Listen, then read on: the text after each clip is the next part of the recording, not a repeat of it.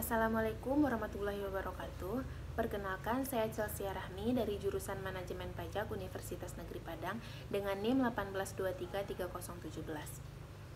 Baiklah, di sini tujuan saya membuat video kali ini yaitu untuk memenuhi tugas dengan mata kuliah Etika Perpajakan.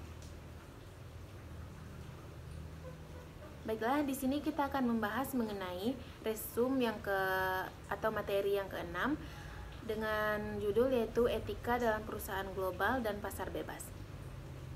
Yang pertama, kita masuk kepada kode etik dalam perusahaan global. Yang A yaitu prinsip tanggung jawab bisnis dan shareholder ke stakeholder. Artinya, nilai organisasi bisnis bagi masyarakat yaitu diciptakannya produk dan jasa yang dipasarkan kepada konsumen dengan harga yang wajar dan sebanding dengan mutunya.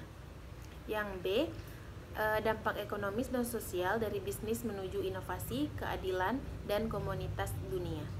Artinya, organisasi bisnis yang didirikan di luar negeri untuk membangun, memproduksi, atau menjual juga harus memberi sumbangan pada pembangunan sosial. Yang C, sikap menghormati aturan. Artinya, organisasi bisnis internasional wajib menghormati aturan-aturan internasional dan domestik untuk menghindari konflik dagang. Yang D, adanya dukungan bagi perdagangan multilateral. Artinya yaitu organisasi bisnis wajib mendukung sistem perdagangan multilateral serta adanya kesepakatan internasional. Yang E, yaitu menghindari operasi yang tidak etis.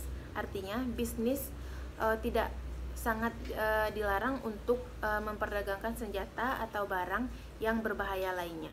Kita masuk kepada prinsip etika dalam pasar bebas. Yaitu adanya menjamin keadilan melalui jaminan perlakuan yang sama dan fair bagi semua pelaku ekonomi. B, adanya aturan yang jelas. C, mampu memberikan persaingan yang sehat. D, mampu menjamin pertumbuhan ekonomi. Dan E, memberi pendukung atau peluang yang optimal bagi terwujudnya kebebasan manusia. Selanjutnya yang ketiga, yaitu kita masuk kepada globalisasi dan pasar bebas. Globalisasi adalah integritas internasional yang terjadi sebagai hasil dan berkembangnya perdagangan barang dan jasa global yang banyak dipengaruhi oleh aspek seperti kultural dan lingkungan sosial. Salah satu bentuk dan konsekuensi dari globalisasi adalah perdagangan bebas. Tujuan liberalisasi dalam perdagangan dan membuka ekonomi untuk perdagangan bebas yang dilakukan di beberapa negara berkembang untuk meningkatkan pangsa relatif dalam produksi dan perdagangan barang yang diperdagangkan di pasar bebas. Selanjutnya yang keempat, kita masuk kepada peran pemerintah dalam pasar bebas. Yang pertama yaitu mengawasi agar akibat ekstrim kegiatan ekonomi yang merugikan dapat dihindari. Yang kedua, menyediakan barang publik yang cukup hingga masyarakat dapat membeli dengan mudah dan murah. Yang ketiga, menjamin agar kegiatan ekonomi yang dilakukan tidak menimbulkan ketidaksetaraan dalam masyarakat. Yang keempat, menciptakan undang-undang yang diperlukan. Dan yang kelima, menciptakan pertandingan bebas sehingga tidak adanya kekuatan monopoli.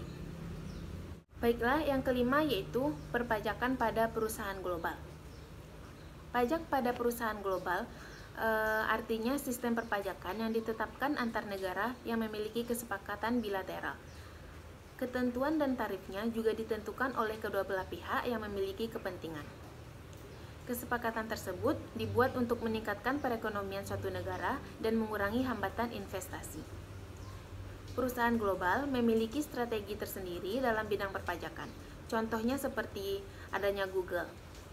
Google ini merupakan strategi perencanaan pajak yang memanfaatkan gap dan kelemahan-kelemahan yang terdapat dalam peraturan perundang-undangan perpajakan domestik untuk mengalihkan keuntungan tersebut ke negara lain yang memiliki tarif pajak yang rendah ataupun bebas pajak. Yang keenam, kita masuk kepada contoh kasus, yaitu di sini saya mengambil bisnis dengan Afrika Selatan yang rasitis.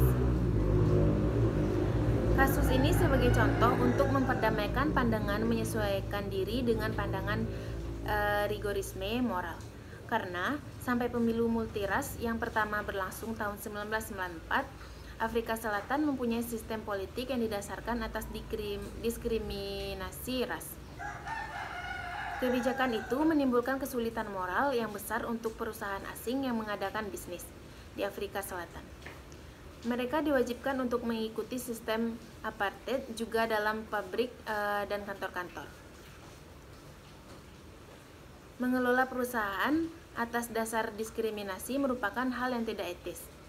Maka, jalan keluarnya banyak perusahaan barat memegang pada The Sullivan Principles yang untuk pertama kalinya dirumuskan dan dipraktikkan oleh perusahaan mobil Amerika.